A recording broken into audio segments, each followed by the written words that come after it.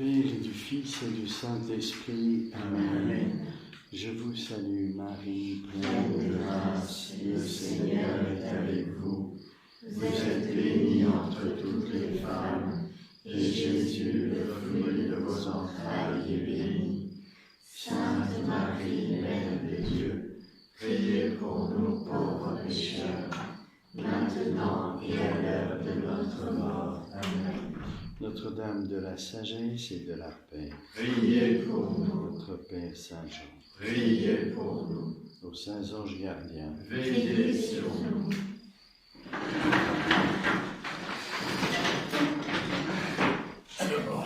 on avance dans le traité du Christ. Donc, vous rappelez la première question, c'est la question des convenances de l'incarnation. Convenait-il que Dieu s'incarne parce qu'il pouvait nous sauver d'une toute autre manière, hein? Et en réalité, il ne s'agit pas de regarder les manières différentes dont le Christ pouvait nous sauver dans cette question, mais de s'interroger si ça convient au mystère de Dieu. C'est un fait, Dieu s'est fait chair. Hein? Donc on ne regarde pas les possibles en théologie, c'est-à-dire si le Christ pouvait nous sauver autrement. C'est sûr qu'il pouvait, il est tout puissant, il pouvait nous sauver autrement. Mais ça s'est passé comme ça, et donc on cherche à connaître la raison pour laquelle ça s'est passé comme ça. Oui. Et la raison, c'est que Dieu est amour. Et donc l'incarnation est un mystère d'amour de Dieu qui se donne, et qui se donne de façon à ce qu'il soit proche de nous. Il ne peut pas être plus proche de nous qu'en se faisant homme. Donc ça, c'était la première question, les raisons de convenance de l'incarnation. Ça convient à Dieu parce que Dieu est amour, c'est révélé. Dieu est amour dans la première épître de Saint Jean à la fin. Hein. Donc Dieu est amour et l'incarnation convient à ce mystère d'amour. Hein. C'est pas contradictoire au mystère de Dieu, parce que Dieu est immuable. L'incarnation, tout d'un coup, Dieu se fait homme. Ça ne change rien à l'immutabilité de Dieu. Dieu demeure ce qu'il est. Il n'est pas changé par l'incarnation. La deuxième question, après les convenances de l'incarnation, c'est de regarder le mode d'union. Comment Dieu s'est uni à la nature humaine. C'est aussi un mystère, ça, hein, on ne peut pas le comprendre. Mais le théologien peut essayer d'éliminer des fausses imaginations pour éviter d'être hérétique, hein, de croire que l'union du Verbe de Dieu avec l'homme est une union accidentelle, par exemple, ce qu'on verra la prochaine fois, ou une union... Voilà, on essaye de préciser en éliminant toutes les erreurs. Voilà. Donc nous avions vu que l'union du Verbe de Dieu et de la nature humaine se faisait non pas dans la nature, ce qui aurait provoqué un changement des natures du côté de Dieu et du côté de l'homme, ce qui n'est pas possible parce que Dieu est immuable, donc il ne change pas, même avec l'incarnation. Donc ça ne peut pas se faire dans la nature, ça ne peut se faire que dans la personne. Alors, ce n'est pas une conclusion des théologiens, faisons attention. Hein. Le théologien, il est relatif aux Écritures, à ce que les Écritures disent, mais les Écritures ne disent pas que le Christ, c'est une personne en deux natures. Vous ne verrez jamais ça dans les Écritures. Hein. Par contre, le théologien est non seulement dépendant de l'Écriture, mais aussi dépendant des affirmations dogmatiques de l'Église. Et l'Église, dogmatiquement, par les conciles, ont affirmé que dans le Christ, il y avait une union du Verbe de Dieu avec la nature humaine dans la personne du Verbe. Et le théologien cherche à comprendre qu'est-ce que ça veut dire. Hein? Donc, cette union dans la personne du Verbe, ça veut dire que dans le Christ, il n'y a qu'une seule personne et il y a deux natures. Donc, c'est un mystère. Hein? C'est pas parce qu'on a dit ça que ça y est, on a tout compris. Vous voyez, ça reste mystérieux. Mais il y a des choses qu'on peut comprendre. Quoi ? Quand on voit la différence entre la nature et la personne, même dans l'homme. Quelle différence il y a entre nature et personne ? C'est que la nature humaine, c'est un invariant, ça ne change pas. Nous avons tous la même nature humaine, et elle n'évolue pas. Par contre, le développement de cette nature humaine, les actes qu'elle produit, constituent la personne. On est des personnes différentes parce que notre nature produit des actes différents. Vous voyez ? Si je suis un contemplatif, eh bien, j'atteins ma fin. Et donc, le résultat de ce que je deviens en mettant toute mon attention à contempler Dieu, c'est une vraie personne humaine. Si au contraire je vis comme un animal, je ne serai pas comme une vraie personne humaine.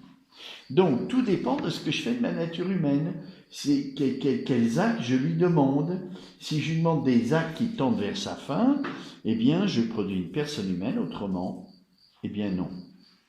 Donc, vous voyez, entre la nature et la personne ajoute à la nature quelque chose, un certain développement, grâce aux activités de la nature, qui demeurent invariantes. Mais le produit, c'est la personne humaine. Alors, dire que dans le Christ, la personne du Verbe a assumé la nature humaine, j'ai une petite intelligence.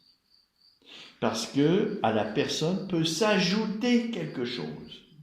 La nature, on ne peut rien ajouter. Mais la personne, oui. Puisque plus ma nature s'exerce, plus ma personne grandit. Et donc, ma personne, elle s'ajoute. Vous voyez, alors c'est mal parlé, parce que ajouter, c'est quantitatif. Et la croissance de la personne, c'est qualitatif, c'est pas quantitatif. Mais vous voyez bien, elle grandit, ma personne. C'est une manière de parler. Elle grandit qualitativement. Donc, c'est comme si elle s'ajoutait. Vous voyez, elle grandit, elle croît. Donc, dans la notion de personne que nous avons, il y a cet aspect d'ajout, de croissance. La personne du Verbe, elle ne peut pas grandir. Elle est infinie. Mais elle peut s'adjoindre quelque chose. Ce n'est pas contraire à la notion de personne. À la notion de personne peut s'ajouter quelque chose. À la nature, non. Parce que si vous ajoutez quelque chose à la nature, ça change la nature. Et, tandis qu'à la personne, on peut ajouter. Donc, quand l'Église me dit que le Christ, c'est le Verbe de Dieu en deux natures, je comprends qu'à la personne du Verbe peut s'ajouter, c'est pas contraire à l'intelligence que j'ai de la personne. Oui, peut s'ajouter quelque chose qui est la nature humaine.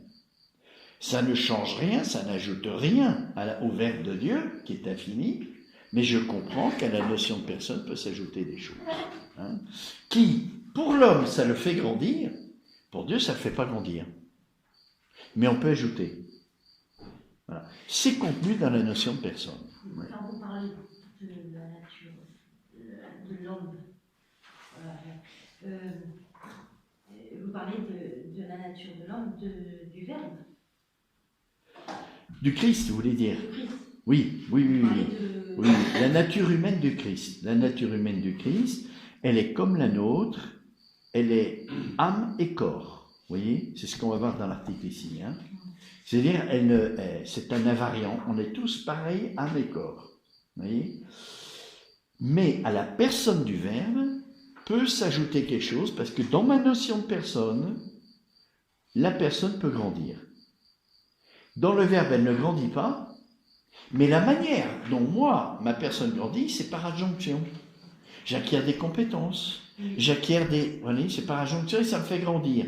Dans le Christ, ça ne me fait pas grandir, mais ça peut s'ajouter. Mais lui, ça ne fait pas grandir. Non. Ah non, le Verbe de Dieu ne peut pas grandir. Mais dans la notion de personne du Verbe est inclus qu'on peut ajouter quelque chose. Vous voyez ? Comme on n'ajoute rien à la personne du Verbe, c'est sûr, on n'ajoute rien, mais peut s'adjoindre quelque chose. Vous voyez ? Comme dans la personne humaine, il y a des choses qui s'adjoignent, mais qui font grandir la personne humaine. Eh bien, dans la notion de personne, que ce soit la notion de personne de l'homme ou du Verbe, peut s'adjoindre quelque chose sans que ça ne change rien à la personne. Oui, par exemple, alors, on le verra plus tard, mais par exemple, ma personne humaine, elle grandit surtout quand elle atteint sa fin. Or, pour moi, la fin, c'est l'amour. Oui, l'amour qui conduit au bonheur. Et donc, si j'aime une personne, s'ajoute à ma personne un être nouveau que j'aime. Mais ça ne s'ajoute pas quantitativement. Je la porte dans mon cœur. Vous voyez ? Ça ne s'ajoute pas quantitativement. Ma personne n'est pas changée. Mais il y a une injonction qui fait que ma personne grandit. Eh bien, dans le Verbe qui est amour, peut s'adjoindre des choses qu'il ne faut pas grandir le Verbe, puisqu'il est l'amour infini. Mais je comprends que c'est possible. Ce n'est pas contraire à ma notion de personne. Vous comprenez? J'arrive pas à comprendre par rapport à la personne du Verbe. Oui. Qu'est-ce qui peut s'ajouter puisque... Alors, vous voyez, s'ajouter, c'est une manière de parler, c'est quantitatif. Oui. Et au Verbe, on peut pas ajouter de quantité parce qu'il n'y a pas de matière. La quantité est liée à la matière. Hein. Donc c'est une manière de s'exprimer qui est... mais on s'exprime comme on peut, parce que face au mystère, on n'a pas d'autres paroles que les paroles, les nôtres, qui ne sont pas adéquates. Donc c'est pas juste de dire ça. Mais ça évoque quelque chose qui nous fait comprendre. Vous voyez, ajouter, c'est pas juste, parce qu'au Verbe, on ne peut rien ajouter. Mais adjoindre, oui. Mais qu'est-ce qu'on peut adjoindre? La nature humaine de Christ. La nature humaine de Christ, elle s'adjoint à la personne du Verbe. Le Christ, il est vrai Dieu et vrai homme, non? Il est le Verbe incarné. Donc, au Verbe de Dieu s'ajoute la nature humaine. Vous comprenez? Mais c'est ajouté, comme quand j'aime une personne, vous voyez, cette personne, elle habite dans mon cœur. Mais ça n'ajoute rien, moi, à ma nature, ça n'ajoute rien à moi. Vous voyez? Eh bien, c'est un peu semblable, c'est analogue, si vous voulez. Voilà, mais le théologien, il est pauvre, hein, il donne des explications qui montrent que ce n'est pas contraire à l'intelligence humaine, ce que Dieu a fait. Vous voyez, on a une petite lumière, c'est que l'Église nous dit que l'union dans le Christ se fait entre le Verbe et la nature humaine du Christ. Eh bien, la petite lumière que j'ai, c'est que effectivement, la notion de personne peut s'ajouter des choses qui ne changent rien à la personne, mais voilà. Oui, bien sûr. J'ai une question qui est un peu compliquée, mais j'aimerais savoir si c'est envisageable. C'est, par exemple, on voit que le Verbe de Dieu peut s'ajouter la nature humaine. Jésus a dit « Ceci est mon corps, ceci est mon sang », et c'était l'hostie, enfin le pain.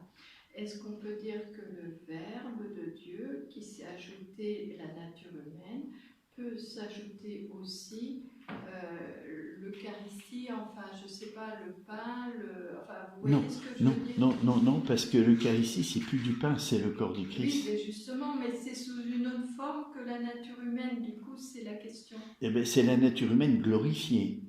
C'est la nature humaine glorifiée. Et l'âme glorifiée, c'est le Christ ressuscité. Mais dans l'Eucharistie. Oui, on peut dire ça. Ah oui. Le Christ ressuscité, il demeure le Verbe incarné. Le Verbe incarné a traversé la mort et la résurrection de Christ. Le mystère de l'incarnation est toujours actuel. Hein. Toujours actuel. Ouais. Alors, entrons dans l'article 5, sinon... Si, allez-y.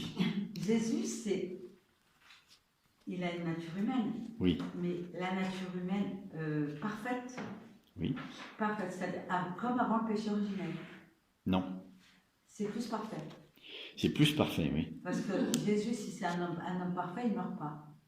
Mais on va le voir, c'est l'article 5, on va voir ça. Hein? Voilà, la question qui est maintenant posée, c'est dans le Christ, l'âme et le corps sont-ils unis? Oui, on dit que le Verbe s'est fait chair, il est devenu homme. Quel est cet homme? Est-ce que c'est c'est une âme et un corps qui sont unis comme pour nous? Vous voyez, on peut se poser la question à plus d'un titre. Pourquoi? Parce que quand Dieu fait quelque chose, ça appartient, je vous avais dit ça en introduction à la fin du cours précédent, quand Dieu fait quelque chose, ça appartient à l'économie divine, ce qu'on appelle l'économie divine. Hein, la manière dont Dieu agit dans son gouvernement pour le salut des hommes. Économie, dans le nom économie, il y a quoi? Il y a quoi? On prend des moyens qui sont les plus adaptés et les moins chers d'économie. Hein. Vous voulez faire des économies, vous faites quoi? Vous prenez et vous achetez ce qui est moins cher et qui pourtant est efficace. Vous voyez, qualité-prix, vous allez voir. Bon. Quand Dieu s'est fait homme, l'âme, elle fait quoi? Les principes de vie du corps.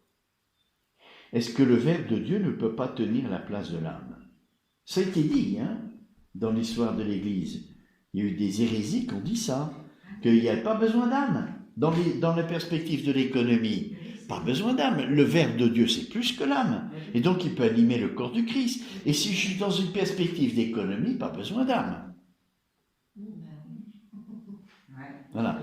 Ça, c'est une objection. Évidemment, c'est faux, mais c'est une objection. Une deuxième objection, c'est de dire que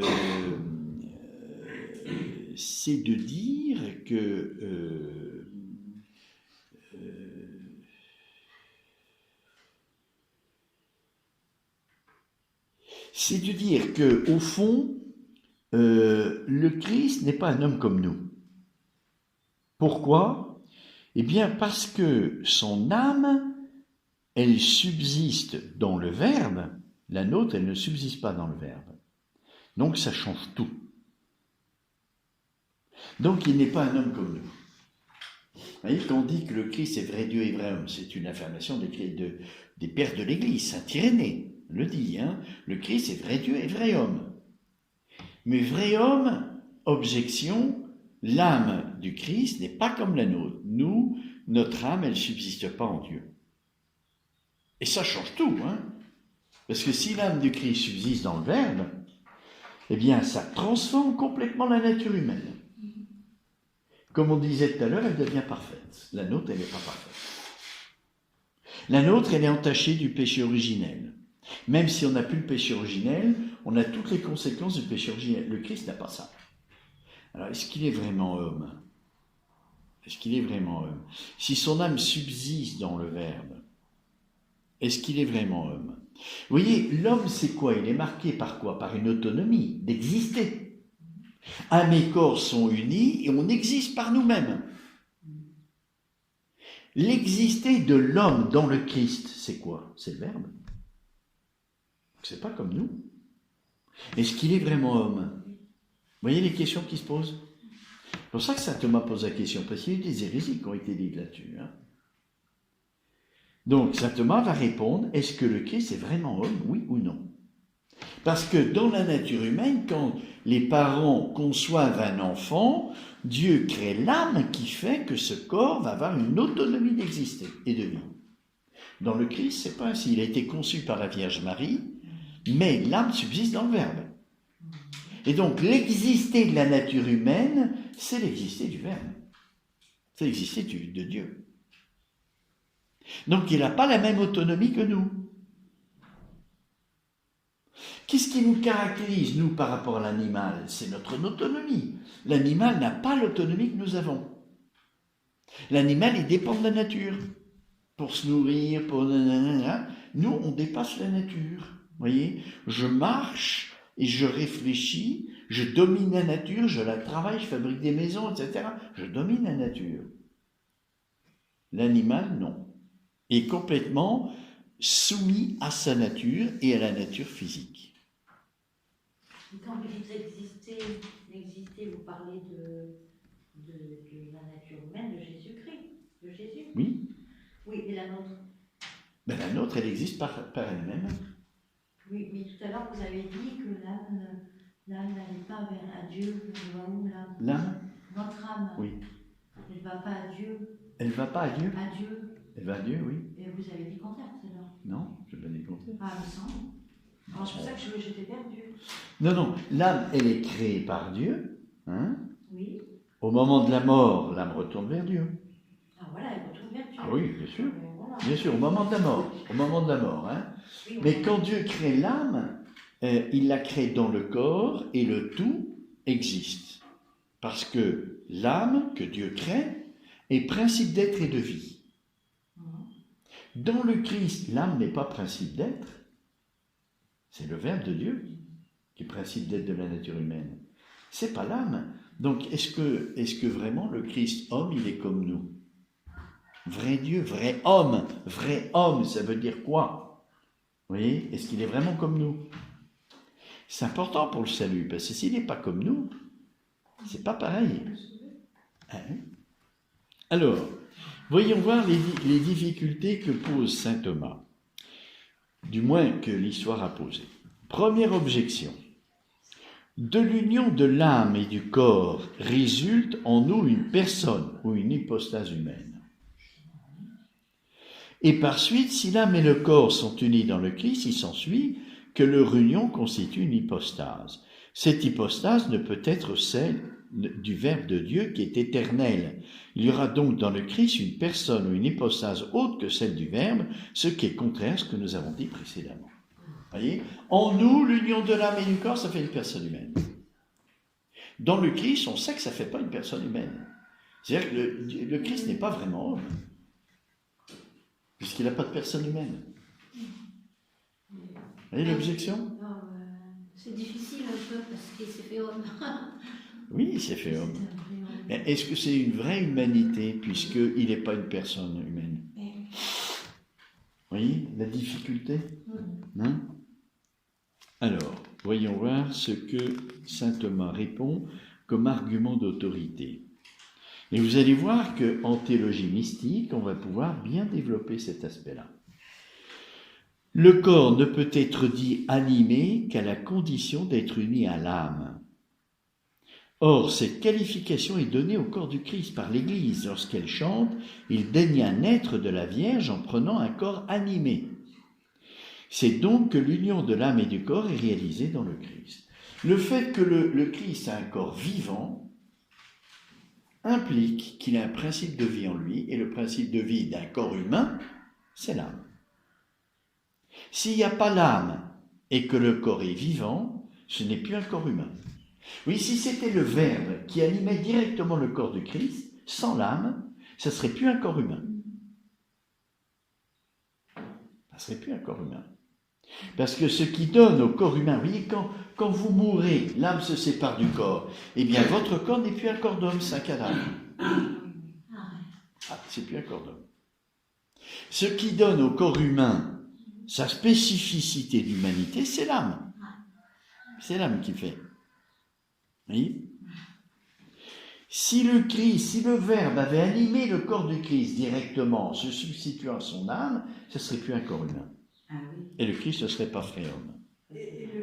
Donc, dans l'économie divine, dire qu'on peut chanter l'âme du Christ parce qu'elle est inutile, eh bien non. Sinon, ce ne serait pas fait homme. Oui.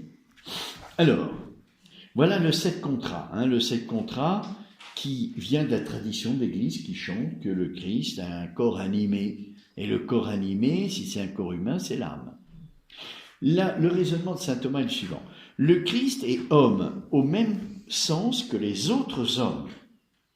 C'est-à-dire qu'il appartient à la même espèce. Selon cette parole de l'apôtre, il est devenu semblable aux hommes. Mais il est de la nature de l'espèce humaine que l'âme soit unie au corps. La forme, en effet, ne constitue l'espèce qu'à la condition de devenir l'acte de la matière, et c'est précisément à cela que se termine la génération en laquelle une nature tend à communiquer sa propre spécification. Par conséquent, dans le Christ, l'âme a dû nécessairement être unie au corps. Soutenir le contraire est hérétique, car c'est nier la réalité de l'humanité du Christ. Alors, reprenons. Le Christ, la première chose que dit saint Thomas, c'est que quand on dit que le Christ est vrai homme, on ne dit pas vrai homme par similitude, ni par analogie. C'est véritablement homme, avec tout ce qu'implique la nature humaine. Vous voyez, par exemple, quand vous parlez des constellations du ciel et vous dites, voilà, la constellation du chien, par exemple, ça c'est pas un chien, et vous l'appelez chien. Parce qu'il y a une similitude avec le chien. Est-ce que c'est en ce sens-là qu'on dit que le Christ s'est fait homme, par similitude à la nature humaine? Mais en fait, c'est pas une vraie nature humaine. Vous voyez, on peut en douter, parce que l'âme du Christ n'est pas principe d'être. Pour nous, notre âme est principe d'être. Dans le Christ, non, c'est le Verbe. Alors, est-ce qu'on ne parle pas de la nature humaine du Christ par similitude? Simplement parce que ça ressemble. La similitude, c'est l'identité dans la qualité. Vous voyez? Donc, ça ressemble étrangement, on peut dire que c'est un homme. voyez, est-ce qu'on parle du Christ dans ce sens-là? Alors, saint Thomas dit non. Il faut être net là-dessus. C'est pas parce qu'il y a des différences entre notre nature humaine et celle du Christ, il y a des différences, c'est là, puisque l'âme dans le Christ n'est pas principe d'être, donc il y a une belle différence avec nous, mais ça ne veut pas dire qu'il n'est pas homme. Donc on n'en parle pas au plan similitude ou au plan d'analogie. Il est vraiment homme. Alors on va voir pourquoi. Et, pardon, est-ce que l'âme est principe de vie Dans le Christ, oui. Dans le Christ? Oui. Là, ça, c'est accepté. Hein? C'est pas le Verbe qui est principe Non, de vie? c'est l'âme. Que... C'est l'âme du Christ qui est principe de son corps, de la vie du corps. Sinon, il n'est pas homme. C'est justement le point. Il ne pouvait pas vivre, il ne pouvait pas mourir non plus. On va le voir, c'est dit, après, dans les objections. On voit ça aujourd'hui. Oui, enfin, on touche un point. Après, saint Thomas va le voir plus en détail dans la Passion de Christ. Alors, le Christ est homme au même titre, au même sens que les autres hommes, c'est-à-dire qu'il appartient à la même espèce. Quand vous dites homme, vous dites quoi? Animal raisonnable, non? Animal raisonnable. C'est-à-dire genre, l'animal, différence spécifique, raisonnable, il a l'esprit. Vous voyez? Donc, une réalité vivante, mais qui a une vie spirituelle. C'est ça, un homme. Le sens de cette affirmation, l'homme est animal, c'est univoque. Rappelez ce qu'on avait vu dans l'éthique, avec Aristote, l'analogie du bien. Le bien n'est pas univoque, il a des sens différents. Il y a le bien que je produis, et il y a le bien qui est la personne humaine que je ne produis pas. Et tous les deux sont des biens. Donc le sens est différent du bien. Tandis que homme, ça a toujours la même signification, âme et corps. Toujours. Il n'y a pas d'analogie, c'est univoque. Donc, quand on dit que le Christ est vraiment homme, ce n'est pas par similitude ou par analogie. Ça a le même sens que pour nous. Alors, on va voir ce que ça veut dire. Donc, le Christ est homme au même sens que les autres hommes, c'est-à-dire qu'il appartient à la même espèce. Selon cette parole de l'apôtre, il est devenu semblable aux hommes. Mais il est de la nature de l'espèce humaine que l'âme soit unie au corps. La forme, en effet, constitue l'espèce qu'à la condition de devenir l'acte de la matière, et c'est précisément à cela que se termine la génération. Alors, vous voyez, dans la personne humaine, vous avez deux aspects. L'aspect formel, qui est le sens univoque, et l'aspect de la finalité. L'aspect formel, c'est quoi? C'est que la matière est unie, le corps est uni à l'âme. Voilà, ça c'est l'aspect formel. La structure, si vous voulez, l'aspect formel, c'est la structure. L'homme est toujours constitué d'un corps et d'une âme. C'est la structure de l'homme. Vous voyez? Ça, c'est l'aspect formel. Et puis l'aspect final qui touche proprement la personne. Comme je vous l'ai dit tout à l'heure, une nature qui produit des actes qui lui fait atteindre sa fin constitue la personne. Si ma nature humaine produit des actes qui ne touchent pas ma fin, je reste un animal. Même en ayant l'esprit. Je ne suis pas vraiment une personne humaine, parce que tous mes actes sont des actes d'animaux. Vous comprenez? Donc, il y a l'aspect formel et il y a l'aspect final. Vous voyez, un bébé, quand il naît, il a l'âme et le corps, donc formellement, il est une personne, il a la structure d'une personne.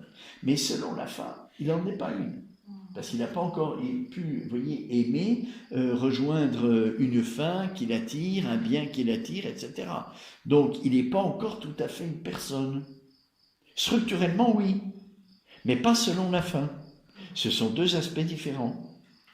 Ce que saint Thomas dit ici, c'est que le Christ est vrai homme selon l'aspect formel, c'est-à-dire corps et âme. Mais selon la fin, selon la fin, la nature humaine du Christ, elle touche sa fin puisqu'il subsiste dans le Verbe. Et le Verbe, c'est Dieu. Et c'est notre finalité. Vous comprenez? Voilà. Donc, c'est un peu différent de nous. Il subsiste dans le Verbe, nous, non. Mais ça, c'est l'aspect de la finalité.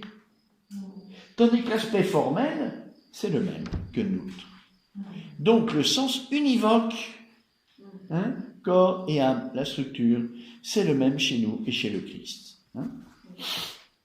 Alors, il est devenu semblable à l'homme, mais il est de la nature de l'espèce humaine que l'âme soit unie au corps. La forme, en effet, ne constitue, la forme c'est l'âme, hein, ne constitue l'espèce qu'à la condition de devenir l'acte de la matière, l'acte du corps. Hein. Et c'est précisément à cela que se termine la génération. Les parents transmettent le corps et Dieu crée l'âme, qui va déterminer ce corps en corps d'homme. Tant que le corps qui est dans le sein de la mère ne reçoit pas l'âme, c'est pas un corps d'homme. Dès qu'il y a l'âme, c'est un corps d'homme. C'est l'âme qui détermine la matière et qui en fait un corps humain. Oui. Alors, c'est précis. Et comme le Christ, il a été engendré par la Vierge Marie, eh bien, on peut dire qu'il y a eu une âme qui a déterminé ce corps qui était dans le sein de la Vierge Marie pour que ce soit un homme. C'est précisément à cela que se termine la génération en laquelle une nature tend à communiquer sa propre spécification. Les parents communiquent leur nature humaine. Ils tendent, parce que c'est l'âme qui fait la nature. Hein. Ça vient de Dieu, ça. Hein. Mais ils tendent en donnant le corps, la disposition qui va recevoir l'âme créée par Dieu pour faire un homme. Par conséquent, dans le Christ, l'âme a dû nécessairement être unie au corps. Soutenir le contraire est hérétique. C'est nier la réalité de l'humanité du Christ. Donc, selon la forme, l'union de l'âme et du corps, c'est ça que vous trouvez dans le Christ. Il a une vraie âme et un vrai corps. Voilà. Et ça, c'est valable pour chacun d'entre nous, union de l'âme et du corps. Vous voyez ? Ça se retrouve dans tous les hommes. Alors, la première objection disait que l'union de l'âme et du corps forme une personne. Et dans le Christ, on sait qu'il n'y a pas de personne humaine. Il n'y a qu'une seule personne. Les conciles l'ont dit, et dire le contraire, c'est hérétique. Hein, il y a eu des hérésies qui ont dit qu'il y avait deux personnes dans le Christ. La personne du Verbe et la personne humaine. Hein. Et ça, c'est faux. Il n'y a qu'une personne, c'est le Verbe. Mais le fait que pour nous, l'âme et le corps forment une personne, si dans le Christ, il n'y a pas de personne humaine, alors est-ce qu'il est vraiment homme ? Eh bien oui, parce qu'il y a une personne qui est plus que la personne humaine. C'est le Verbe de Dieu. Mais il y a une vraie personne. Alors, réponse de saint Thomas, la solution... c'est l'article 4. Voilà. Certains auteurs, voyant que l'union de l'âme et du corps dans les hommes ordinaires constituait une personne, ont refusé d'admettre dans le Christ cette union pour éviter d'admettre dans le Christ cette union pour éviter de placer en lui une nouvelle personne ou hypostase. Vous voyez, comme pour nous l'union de l'âme et du corps forme une personne humaine et que le Concile dit qu'il n'y a pas de personne humaine dans le Christ, du coup on a nié l'âme.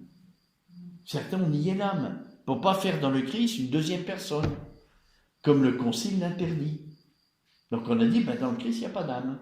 Comme ça on est tranquille, il n'y a pas deux personnes, il n'y a qu'une seule personne. Eh bien, on doit maintenir qu'il y a corps et âme et une seule personne. C'est un mystère, on ne peut pas comprendre. Pourquoi dans la nature humaine du Christ, il n'y a pas de personne humaine. On a une petite lumière, il y a une vraie personne, mais qui est beaucoup plus que la personne humaine, c'est le Verbe de Dieu. Donc il y a quand même une personne, mais qui est plus que l'homme, la personne humaine. Deuxième objection.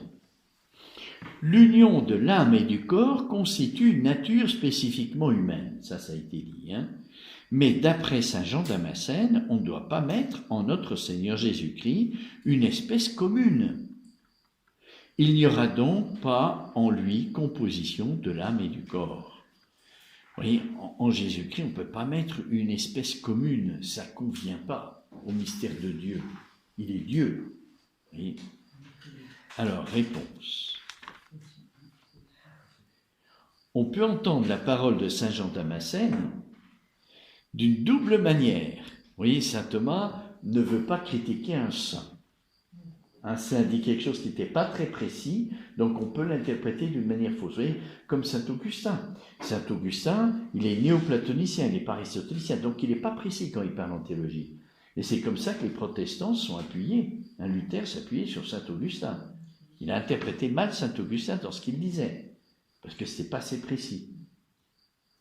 Hein?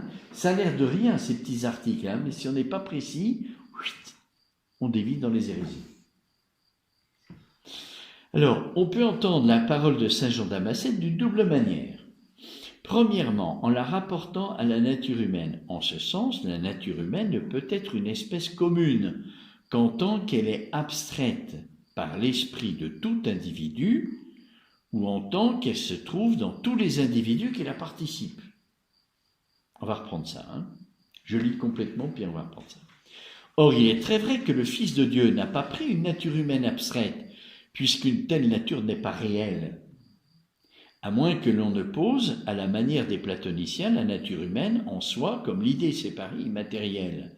Mais alors le Fils de Dieu n'aurait pas pris la chair de l'homme, ce qui est opposé à la parole de l'Évangile. Un esprit n'a ni chair ni os, comme vous voyez que j'en ai. De même, le Fils de Dieu n'a pas pu s'unir la nature humaine telle qu'elle se trouve dans tous les individus de l'espèce. Autrement, il aurait dû s'unir à tous les hommes. Il faut donc reconnaître, comme le dit un peu plus loin Damascène, que le Christ a pris une nature humaine concrète et individuelle, mais qui ne constituait pas un individu au sens de suppôt ou d'hypostase, autre que la personne du Fils de Dieu. On peut encore entendre la parole de Damascène en ce sens que de l'union des deux natures divines et humaines ne résulte pas une troisième nature qui serait commune, c'est-à-dire attribuable à d'autres individus. Et c'est en effet ce que le saint docteur a voulu dire quand il ajoute aussitôt « Jamais n'a été engendré ni ne sera engendré un autre Christ unissant la divinité et l'humanité, subsistant en elle, qui serait à la fois parfaitement Dieu et parfaitement homme. » Vous voyez, un père de l'Église, les pères de l'Église ne sont pas très précis dans leur langage quand ils parlent en théologie. Donc, on peut les interpréter d'une façon qui n'est pas tout à fait correcte. Alors, c'est ce qui est arrivé quand Jean Damascène dit on ne doit pas mettre en notre Seigneur Jésus-Christ une espèce commune, la nature humaine. C'est une espèce commune, hein, puisqu'on a tous la nature humaine. Chacun la sienne. Hein, vous avez votre nature humaine, j'ai la mienne. Voilà. On ne peut pas mettre ça dans le Christ. C'est pas possible. C'est pas une nature commune. Mais qu'est-ce que ça veut dire commune? Est-ce que ça veut dire une nature en soi? Vous voyez, on abstrait toutes les natures qu'on a chacun d'entre nous et on obtient la nature humaine en soi, ce qu'a fait Platon. Ou est-ce qu'on veut parler de la nature humaine qui est présente dans chacun d'entre nous? Nature commune. Vous voyez, on a une nature commune. Quand je dis on a une nature commune, je parle de la nature humaine que vous avez chacun d'entre vous et moi aussi. C'est une nature commune. Est-ce que le Verbe de Dieu s'est uni à la nature commune? Alors, saint Thomas dit non, c'est pas possible. Il aurait dû s'incarner dans chacun d'entre nous. C'est pas possible. Alors, est-ce qu'on doit entendre nature commune comme l'abstraction? C'est-à-dire la nature humaine qui est valable pour chacun d'entre nous. Chacun on a notre nature humaine, mais c'est l'idée, c'est le concept de nature animal raisonnable. Animal raisonnable, c'est pas quelque chose qui existe, c'est une idée, c'est un concept. Est-ce que le Verbe s'est fait homme en entendant nature humaine dans un sens ou dans l'autre? Comme saint Jean Damascène a l'air de le dire. Je vous répète, hein, saint Jean Damascène dit on ne peut pas mettre en notre Seigneur Jésus-Christ une espèce commune. Qu'est-ce qu'il a voulu dire quand il dit ça? Espèce commune, ça veut dire quoi? Soit c'est la nature humaine qui existe en chacun d'entre nous, donc elle est commune à chacun d'entre nous. Ça, c'est pas possible, parce que ça voudrait dire que le Verbe s'unit à chacun d'entre nous. Il y aurait des multitudes d'incarnations. Ou alors, on veut dire espèce commune parce que c'est l'espèce dont nous participons tous. On participe tous de la nature humaine, on a tous la nature humaine. Et donc, l'idée d'homme, qui est animal raisonnable, eh bien, on a tous quelque chose à voir avec ça. On est tous des animaux raisonnables, non? Voilà. Alors, est-ce que le Verbe se serait uni à cette notion de nature humaine qui est commune à tout le monde? Vous voyez? Il y a le commun concret existentiel qu'on partage tous, on a chacun notre nature humaine, et puis il y a la nature humaine commune qui est une abstraction. Vous comprenez la différence entre les deux? Il n'y en a que deux natures alors? Il n'y a pas une autre. Parce qu'il n'y a pas la nature humaine sans le péché originel. Enfin, parce que le Christ, il prend la nature humaine non marquée par le péché originel. Du coup, ça ne peut pas être notre nature qui, elle, est marquée. Et tous les hommes, on est tous marqués par le péché. Mais est-ce que le péché appartient à la notion de nature humaine? Quand vous dites animal raisonnable, voilà, c'est en dehors. C'est les actes de la nature humaine. Vous voyez, ça touche la personne, ça. Ça ne touche pas la nature. La nature, c'est âme et corps. Donc, on ne parle pas de péché. Hein. Alors, effectivement, dans le lien de l'âme et du corps, le péché va créer une désharmonie qui n'est pas dans le Christ. Donc ça fait partie des objections. Est-ce que le Christ est vraiment homme? Oui, parce qu'Adam et Ève étaient vraiment hommes et n'avaient pas cette désharmonie. Vous voyez? Donc c'est pas parce qu'entre l'âme et le corps, à cause du péché originel, il y a une désharmonie que le Christ n'a pas, qu'il n'est pas vraiment homme. Parce qu'Adam et Ève, avant la faute originelle, n'avaient pas cette désharmonie. Et ils avaient vraiment la nature humaine. Vous comprenez? Oui? Bon. Alors, comment entendre cette parole d'un père de l'Église? Comme c'est une autorité, un père de l'Église. Hein? Donc, et qui a été accepté par l'Église. Donc, il faut comprendre ce qu'il veut dire. Si on ne s'intéresse pas à l'interprétation, tôt ou tard, il y a quelqu'un qui l'interprétera mal, et ça va faire comme les protestants. On interprète mal Saint-Augustin, et on se sépare de l'Église. Oui. Alors, qu'est-ce qu'il dit, Jean Damascène? Il dit, on ne peut pas mettre une nature commune dans le Christ. Ça veut dire quoi, nature commune? Eh bien, il y a deux sens différents de le comprendre. Hein. Le premier sens, c'est de dire qu'en chacun d'entre nous, on a la nature humaine. Donc, on a la nature humaine en commun. Chacun a la sienne, mais on l'a en commun. Bon, ça, c'est pas le mystère de l'incarnation. Parce que si on dit que le Christ s'est uni la nature humaine commune, ça voudrait dire qu'il serait incarné dans chacun d'entre nous. Puisqu'on a cette nature humaine commune. Ça, c'est faux. Bon. Le deuxième sens où on peut entendre nature commune, c'est non pas le sens existentiel, comme on dit que la nature humaine est en chacun d'entre nous, mais l'abstraction. Je vois Pierre, je vois Paul, je vois Jacques, je vois Daniel, je vois Sophie, je vois... et je dis, ils ont tous la nature humaine, et c'est l'idée de nature humaine, que j'abstrais de toutes les réalités. C'est un universel. Et quand je dis homme, c'est un universel, ça n'existe pas, homme. C'est Pierre, Jacques et Jean qui existent. Alors, est-ce que le Christ se serait incarné de cette façon-là? Le Verbe aurait se serait uni la nature commune en ce sens-là, l'idée d'homme. Vous voyez, pour Platon, et si on est platonicien, on peut le dire, parce que pour Platon, l'idée, c'est la réalité. C'est la réalité. Plus réalité que celle-là. Plus l'idée d'homme, pour Platon, est plus réelle que l'homme concret existant. Parce que l'homme concret existant, il change tout le temps. Il est dans le devenir. Tandis que l'homme abstrait, l'idée d'homme, il ne change pas. Donc ça, c'est vraiment la réalité. Si la réalité change, je dois l'appeler autrement. Elle a changé, c'est plus la même. Je donne un autre nom. Tandis que l'idée, ça ne change pas. Alors, est-ce que l'incarnation, c'est ça? C'est le Verbe qui s'est uni avec l'idée d'homme? Bien sûr que non. Parce que l'idée n'est pas réelle. Et le Christ, il est vraiment homme. Vraiment, vraiment, vraiment. Hein? C'est réel. Voilà, donc ça peut pas être entendu. Alors, qu'est-ce qu'a voulu dire Saint Jean Damascène? Si on ne peut pas interpréter nature commune, ni dans un sens, ni dans l'autre. Alors, saint Thomas dit, qu'est-ce qu'il a voulu dire? Je vous relis l'interprétation de Saint. Il faut donc reconnaître, comme le dit un peu plus loin Damascène, que le Christ a pris une nature humaine concrète et individuelle, mais qui ne constituait pas un individu au sens de suppôt ou d'hypostase, autre que la personne du Fils de Dieu. C'est-à-dire, quand Saint Jean Damascène a dit que le Verbe avait assumé la nature humaine commune, il voulait dire une nature individuelle comme chacun d'entre nous, on l'a. Voilà ce qu'on a en commun encore, c'est qu'on est des individus. Et le Christ comme homme, il est un individu, mais il n'est pas une personne humaine. Voilà. On peut encore entendre la parole de Damascène en ce sens que de l'union des deux natures, divine et humaine, ne résulte pas une troisième nature.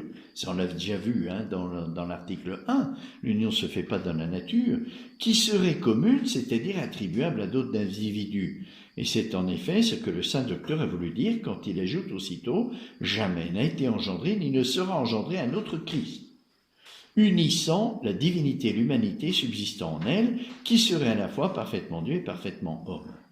Voilà. Donc voilà éclairci la parole de saint Jean Damascène, qui est un père de l'Église, qu'il faut respecter, parce qu'il a dit quelque chose de vrai, mais il faut découvrir qu'est-ce qu'il y a de vrai dans ce qu'il a dit. C'est simplement le fait que la nature humaine soit individuelle. Voilà.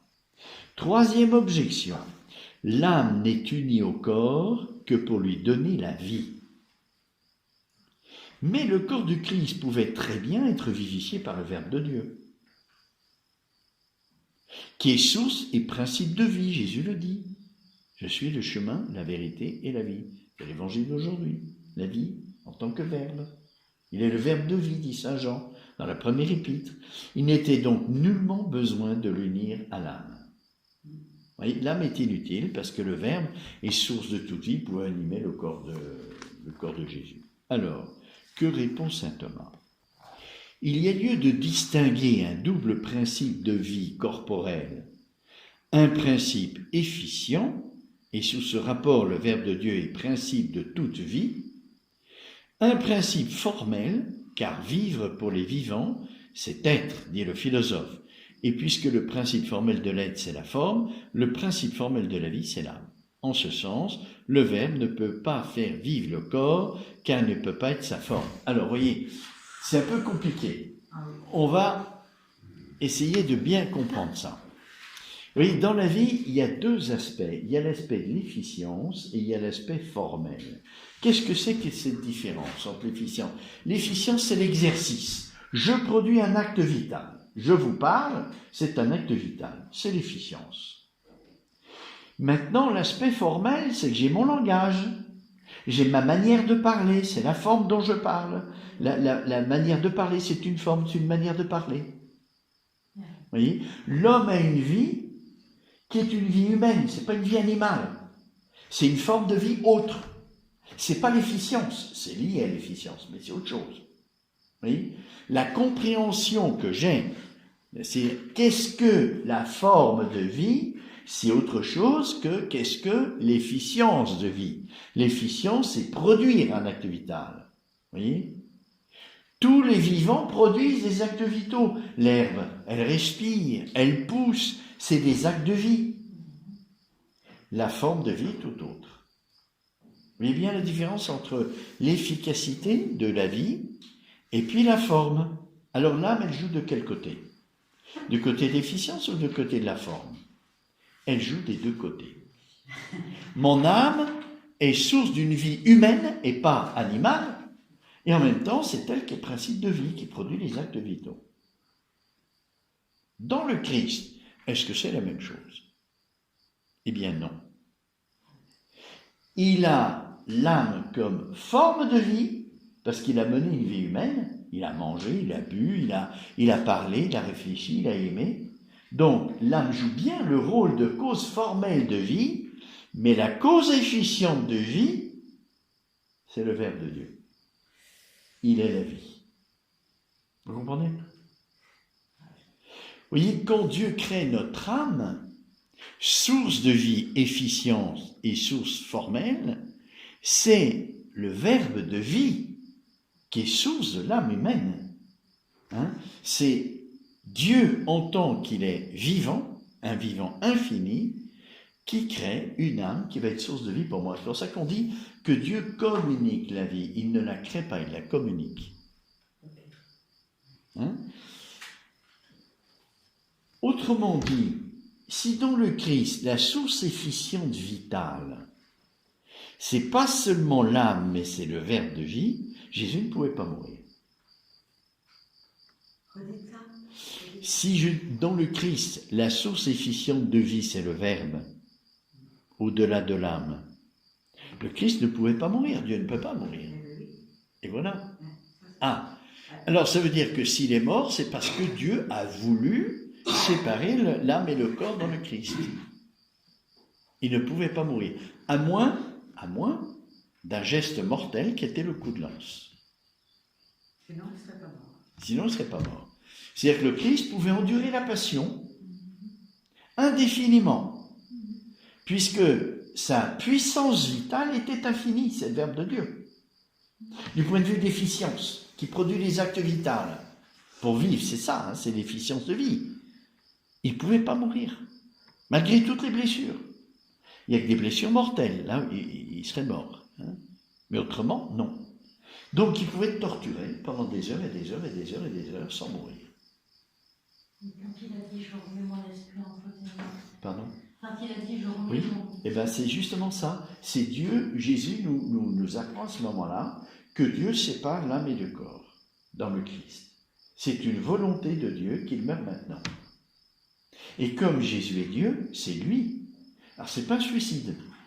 Il a rappelé l'âme à lui. C'est comme une mort d'homme, si vous voulez. C'est pas un suicide. C'est une mort d'homme. Le Verbe de Dieu, en tant que Dieu, il a rappelé à lui l'âme humaine de Christ. Et je vous ai expliqué pourquoi. C'est une miséricorde ultime pour que le coup de lance ne soit pas compté comme homicide dans le Christ. Donc, il a voulu mourir avant le coup de lance. Mais pourquoi ? Mais pour éviter que l'homme soit coupable de la mort de Christ. On rentre un peu et tu... Le coup de lance c'était le seul acte dans la torture qui pouvait lui donner la mort, parce que c'était un coup mortel. Vous comprenez ? Pourquoi il est mortel ? Parce qu'il touche son cœur. Mais oui, le cœur est indispensable pour la vie. Vous voyez ? Donc si vous touchez l'organe du cœur, il meurt. Oui, la cause efficiente de la vie qu'est le Verbe, si le corps humain est capable de vivre, eh bien, malgré toutes les blessures, s'il peut encore vivre, il peut vivre indéfiniment, parce que la puissance vitale n'a pas de limite en Dieu. Mais si ce qui empêche la vie, ce qui est vital, disons, est empêché pour produire la vie, comme le cœur, c'est un organe vital. Si le cœur est détruit, il ne peut plus y avoir de vie. Donc le coup de lance, c'était ça.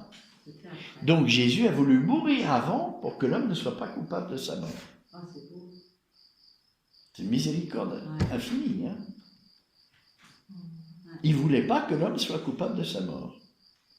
Donc il a rappelé l'âme de Jésus avant. Mais quand vous dites l'homme en général. Comment ? Vous dites l'homme en général. J'ai pas compris. Quand vous dites l'homme, Oui. c'est pas... Mais ceux qui l'ont crucifié. Oui, celui qui devait donner le coup de lance. Oui, le soldat. Le soldat. Oui, pour qu'il ne soit pas coupable de la mort de Christ. Mais d'une manière générale, toute l'humanité. Voilà. Parce que tout a conduit à ça. Voilà. Oui, si le soldat donnait le coup de lance, c'est parce qu'il était crucifié. S'il était crucifié, parce qu'il a été condamné, etc. Donc tout est lié. Et pour que l'homme ne soit pas coupable de près ou de loin de la mort de Christ, Jésus a rappelé, le Verbe de Dieu a rappelé l'âme de Jésus à lui.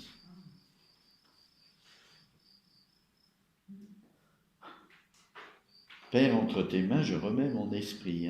C'est une parole de miséricorde, d'amour, vous voyez, à l'égard de l'homme. Pour ça, tout à l'heure, je vous disais, cet article de saint Thomas, vous voyez, est-ce que dans le Christ, l'âme et le corps sont vraiment unis comme chez nous ? C'est capital pour développer une théologie mystique de la parole de Jésus. Père, entre tes mains, je remets mon esprit. S'il n'y a pas union de l'âme et du corps, qu'est-ce que cette parole veut dire ? Elle ne veut rien dire. Ah, si Jésus l'a dit, elle est vraie. Donc je remets mon esprit, ça veut dire qu'il a une âme. Oui. Et du coup, on peut en théologie mystique comprendre pourquoi Jésus a voulu mourir avant le coup de lance. Et le corps C'est très beau. Vous voyez, la théologie scientifique, pardon, je réponds à votre question après, la théologie scientifique permet d'aller jusqu'au bout de la théologie mystique, sans dire des choses qui sont probables, possibles, ou, vous voyez, qui sont gélatineux, guimauve, je sais pas quoi, une affectivité débordante, et puis c'est plus la vérité, c'est plus la lumière. Alors nous, grâce à saint Thomas, on a une théologie scientifique qui permet d'aller jusqu'au bout de la théologie mystique. voyez, il est très précis en théologie mystique. Hein? Cette parole du Christ, Père, entre tes mains, je remets mon esprit, grâce à cet article, on peut comprendre que c'est une miséricorde. Si je n'ai pas cette analyse qui présuppose les autres articles, hein, tout se tient. Alors vous disiez. Le corps du Christ après sa mort, c'est pas un cadavre. Non, parce qu'il subsiste dans le Verbe. Vous voyez, le corps du Christ, la nature humaine du Christ subsiste dans le Verbe, et cette union est une union d'amour. Dieu est amour, il est immuable dans l'amour, et donc la mort du Christ ne change rien au mystère de l'incarnation. C'est-à-dire l'âme et le corps continuent de subsister. Hein, je vous ai expliqué, on le verra, c'est un des articles de cette question, à quoi ressemble l'union dans le Christ entre le Verbe et la nature humaine. Est-ce que c'est une union accidentelle? Est-ce que c'est une assomption? Assomption dans l'amour, j'attire à moi, mais une attraction substantielle, parce que l'amour en Dieu est substantiel. Hein? Et saint Thomas va dire que c'est ça. L'union dans le Christ entre la nature humaine du Christ et le Verbe de Dieu, c'est une attraction d'amour, mais qui est si puissante qu'elle est unie à la personne du Verbe. Elle fait partie de la personne, enfin fait partie, c'est pas juste de dire ça, hein. Elle est adjointe à la personne du Verbe, dans l'amour. C'est extrêmement fort. Hein. Vous voyez, la première question, les convenances, on a dit que Dieu est amour, l'amour réclame de se donner, et donc l'incarnation est un don de Dieu à l'homme, donc ça convient à ce que Dieu est amour. Mais si on pousse plus loin, cet amour, ça réalise l'union entre la nature humaine du Christ et le Verbe de Dieu. C'est une union d'attraction d'amour, mais qui est si puissante qu'il n'y a qu'une seule personne dans le Christ. Vous voyez ? Dans le Christ, l'union d'amour, elle est folle. Elle est folle. Hein. C'est très très beau de voir ça. Hein. On le verra dans l'article 8. Hein. Je crois que c'est l'article 8, je ne sais plus bien. Donc vous voyez, la troisième objection, c'est de dire, puisque la troisième objection, c'était de dire, pas besoin de l'âme, vous voyez, dans l'économie divine, puisque le Verbe peut tenir lieu de l'âme, elle peut animer le corps vivant du Christ. Et la réponse, c'est de dire, mais distinguons bien que pour faire un homme, il n'y a pas que l'efficience, c'est-à-dire le Verbe qui est source de vie, il y a aussi la manière de vivre, la forme, comment je vis. Et ça, c'est l'âme qui donne la forme humaine de vivre. Vous voyez, l'animal n'a pas une âme humaine, il a une vie qui n'est pas celle de l'homme. L'herbe n'a pas une âme humaine ni une animale, donc il a une forme de vie qui lui est propre. Jésus a mené une vraie vie humaine, la vie commune de tous. Il a mangé, il a dormi, il a bu, il a pensé, il a aimé comme chacun d'entre nous. Donc c'est une forme de vie qui est humaine, donc il avait une âme humaine. Si je regarde que l'efficience, je peux faire sauter l'âme humaine du Christ. Parce que le Verbe de Dieu, c'est beaucoup plus que l'âme. Je regarde ce qui est source de vie, des opérations vitales, ce qui produit les opérations vitales, là, je n'ai pas besoin de l'âme humaine du Christ. Le Verbe, c'est amplement suffisant.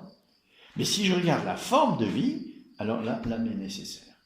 De toute façon, il n'aurait pas pu porter le péché des hommes s'il n'avait pas été de nature humaine. Oui, exactement. Il fallait qu'il soit vrai homme pour réparer les fautes des hommes. Oui, tout à fait. Pour nous sauver. Ouais. Voilà l'importance de cet article, hein, qui a l'air de rien, parce qu'on est tellement habitué de dire que le Christ était vrai Dieu, vrai homme, hein, et c'est juste. Hein, mais il faut bien comprendre que ça ne va pas de soi. Hein, si on comprend bien que le Verbe suffisait à animer le corps du Christ, au fond, on est sauvé par la croix du Christ, c'est le sacrifice du corps du Christ. Hein, et donc l'âme, elle n'est pas nécessaire pour la croix. Non, mais il y a la miséricorde. Non, mais je joue l'avocat du diable. Hein. Vous voyez, je joue toujours un peu l'avocat du diable pour vous mettre, comment dirais-je, devant les difficultés. Vous voyez, la passion du Christ qui nous sauve, c'est le sacrifice du corps du Christ. L'âme là-dedans, elle n'est pas nécessaire. Hein, on pourrait objecter ça.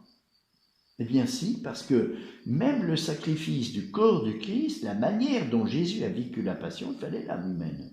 C'est la forme de vie de l'homme. Et sans âme humaine, c'est pas un homme qu'on aurait crucifié.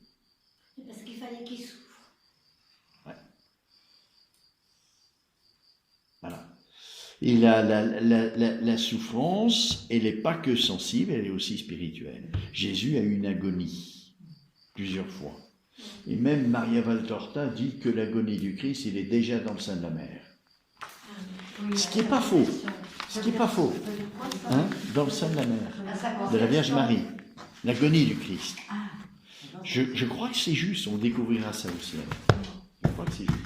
Parce que dès le point de départ, étant donné que l'union de l'âme et du corps dans le Christ se fait dans la subsistance du Verbe, elle est parfaite dès le point de départ. Donc Jésus, dès le premier instant de sa vie humaine, il sait tout. Et il connaît tout.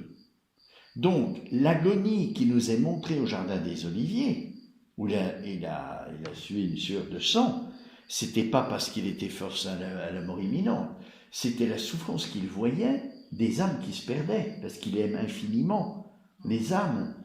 Et donc des âmes qui se perdent, c'est une agonie pour lui. Eh bien, cette connaissance, il l'avait dans le sein de sa mère.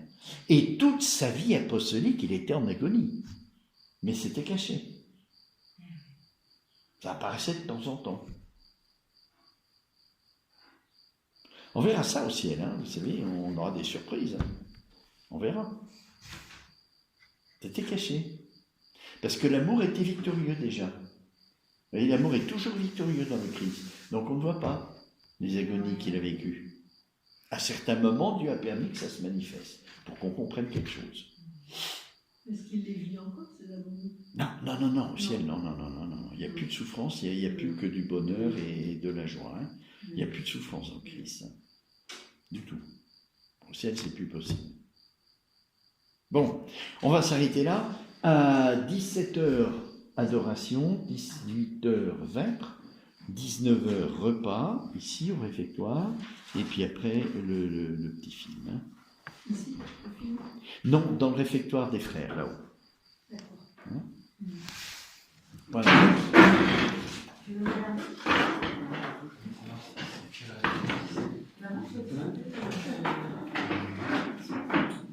Dans du Père et du Fils et du Saint-Esprit. Amen. Gloire soit au Père et au Fils et au Saint-Esprit. Comme il était au commencement, maintenant et toujours, et dans les siècles des siècles. Amen. Oui, tout ce qu'on a vu avant, qui était si rébarbatif et si difficile, on commence à en voir un peu les fruits. Et c'est pas fini. Quand on étudiera la Passion de Christ, vous verrez. Hein. Vous voyez, déjà, on peut dire que comme la nature humaine du Christ subsistait dans l'air, elle est parfaite. Ça veut dire quoi? Ça veut dire que, d'ailleurs, je me demande comment ça se fait qu'on les pollue, ça, dans l'article 5. Ça veut dire que la sensibilité du corps de Christ est parfaite. Il me semble que... Ah, voilà. Si, c'est dans la... Alors, c'est dans la réponse à la première question. Mais je crois que j'ai sauté. Je vous lis ça. Qu'on ne dise pas pour autant que l'union de l'âme et du corps a moins d'efficacité dans le Christ qu'en nous. L'adjonction d'une réalité à quelque chose de plus noble ne lui enlève pas en effet sa puissance ou sa dignité. Elle l'accroît plutôt.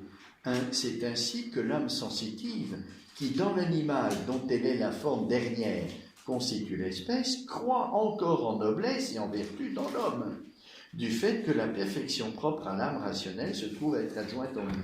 Oui, chez l'animal, la vie sensible, c'est le sommet de sa vie. Nous avons aussi une vie sensible. Mais elle est plus parfaite parce qu'on a une vie spirituelle. Et la vie spirituelle ennoblit la vie sensible. Elle l'élève. Donc notre vie sensible, elle est plus noble que chez l'animal. Alors dans le Christ, il y a le Verbe qui est source de vie. Et il a une vie sensible, végétative et spirituelle, puisqu'il a une âme humaine. Le fait qu'il y ait le Verbe, est-ce que ça ne diminue pas l'effet de l'âme au point de vue de la vie? Et saint Thomas dit non. L'adjonction d'une puissance supérieure ennoblit et élève le reste. Comme en nous, la vie sensible étant ennoblie par la vie spirituelle, par rapport à l'animal, eh bien de même dans le Christ, sa vie sensible et sa vie spirituelle est ennoblie parce qu'elle est assumée par le Verbe de Dieu, qui est une puissance bien supérieure. Ça veut dire que la vie sensible du Christ, elle n'est pas comme la nôtre. Elle est infiniment plus développée et ennoblie. Ça veut dire quoi? Parce qu'elle subsiste dans le Verbe de Dieu, qui est une puissance infiniment supérieure à l'âme humaine. Oui, de même que dans l'animal, la vie sensible, elle atteint un sommet par l'âme sensible de l'animal, qui est le sommet de sa vie d'animal. Il ne peut pas aller au-delà de la vie sensible, l'animal. Hein. C'est la perfection de sa vie sensible. Chez nous, la perfection de la vie, c'est spirituel. C'est plus que la vie sensible. Eh bien, le fait qu'on ait une vie supérieure à l'animal fait que notre vie sensible à nous, elle est plus noble. Parce que la vie spirituelle ennoblit la vie sensible. Donc, notre vie sensible est plus noble que celle dans l'animal, parce qu'on a une vie spirituelle. Mais dans le Christ, il y a le Verbe. C'est-à-dire que sa vie sensible, elle est beaucoup plus noble que la nôtre. Ça veut dire que dans la passion, la souffrance est infiniment plus grande que pour nous. C'est pour ça que la passion de Christ est un mystère. Si le Christ avait souffert comme les autres hommes, ça ne serait pas un mystère. Le film de Mel Gibson qui montre la passion de Christ, l'acteur, c'est un homme. Donc ça ne montre pas la réalité. Et on ne peut pas la montrer, la réalité. Parce que l'acteur est un homme. Tandis que dans le Christ, le Verbe donne à la vie sensible et à la vie spirituelle une noblesse unique. Ce qui fait que le Christ a pu souffrir bien plus que n'importe quel homme. Parce que sa sensibilité était beaucoup plus ennoblie. Vous comprenez? Je donne souvent cet exemple, vous voyez.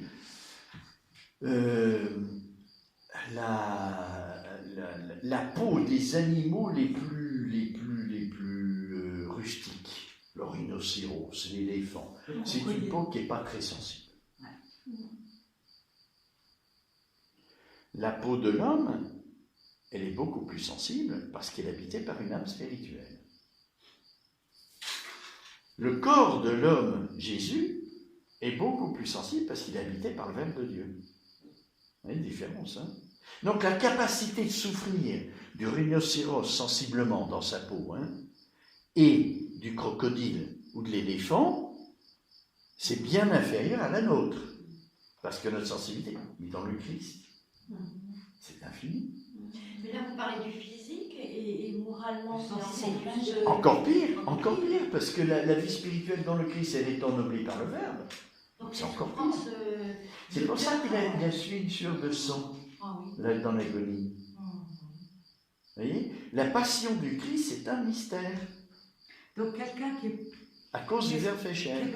Enfin, quelqu'un, un être humain qui est sain sur terre, enfin, qui s'approche de Dieu, qui a une vie, je ne sais pas comment on dit, voilà. Oui. Il a une sensibilité Plus élevée. Il est plus capable de souffrir et de s'unir à la croix de Jésus. Oui, c'est vrai. Mais mon père, alors du coup, ça veut dire que dans sa... Mais c'est autre et autre, hein, parce qu'on reste avec notre nature humaine, tandis que Oui, je Jésus comprends. il est Oui, Dieu. mais déjà, pour un homme... Puisque c'est le Verbe qui porte Jésus dans sa crucifixion, qui permet tout ça, et qu'il ennoblit la sensibilité humaine, ça veut dire que le Verbe a soulevé la souffrance. Pour moi, c'est évident qu'elle est rentrée en Dieu par le Verbe. Parce que Non, on ne peut pas dire ça. Parce que le Verbe de Dieu, il est Dieu, il est immuable. Donc il n'y a rien qui rentre. Il est immuable. Il a porté tout. Mais c'est la nature humaine du Christ qui est transformée par le fait qu'il subsiste dans le Verbe. Elle est complètement transformée. Elle reste une vraie nature humaine, mais elle est ennoblie.